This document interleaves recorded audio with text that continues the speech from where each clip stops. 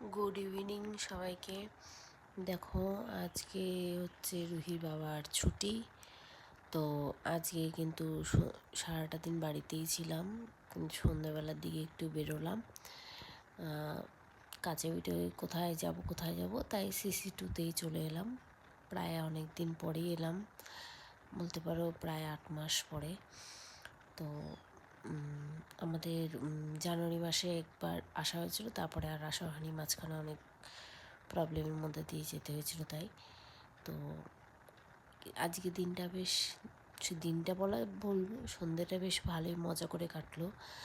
আর রুহি তো এখানে এসে খুব খুব খুব এনজয় করেছে, কারণ ওর এখানে মানে যেহেতু বাড়িতেই থাকে, সেখানে এখানে এসে এত আলো, এত লোকজন, এত গান, এত কিছু দেখে, তারপরে ওর খোলা জায়গা। তো আজকে দিন রাত সন্ধ্যাটা খুব